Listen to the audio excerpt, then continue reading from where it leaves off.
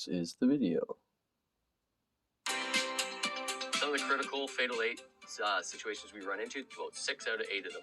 Energized systems, working near public, working near traffic, working from heights. It's important to be curious and have a questioning attitude when working on site with ACON, because that's the way you learn the best. It provides the most opportunity to learn about things you did not know about, and it helps with the safety, helps with your knowledge. We have a lot of different things that change day to day. So having the job assessment in the morning is good to identify the hazards, but a lot of things that will change.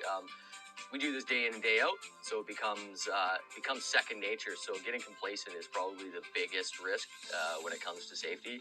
Is just you're running on repeat. So it's good to stop and pause and always assess of what's going on. So some of the big risks that could change. Generally is a guy having a bad day. Weather. We are on Vancouver Island, so it's a very wet, rainy climate. So we're dealing a lot with slippery surfaces and things like that. So the weather is a big hazard as well. So the first step when I come up to a job site is I have my traffic control and my team mustered at the back of my tailgate here. We do a bit of a toolbox talks and we go over our JAR card, which is basically like a job hazard assessment. We look at the risks specifically. A lot of them are blanketed, but we look for any things that will change job to job. Add those to the assessments as the new sites come up.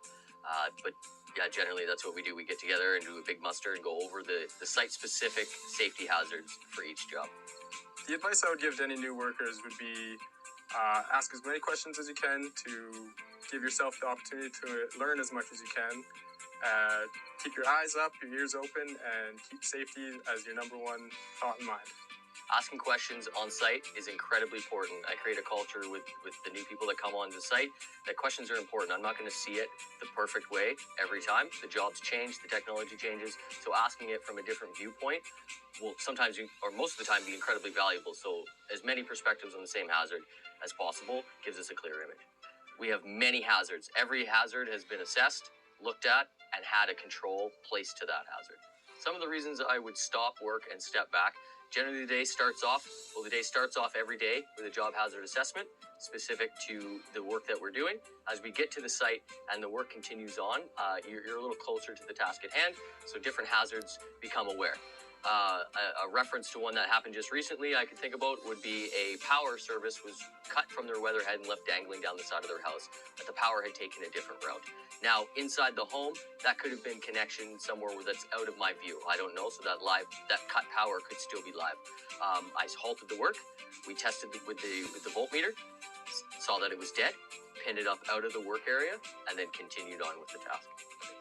So all new crew members that come on that I'm training, I tell them we have 3 rules at ACON. The first 2 are safety. The third is work hard. Throughout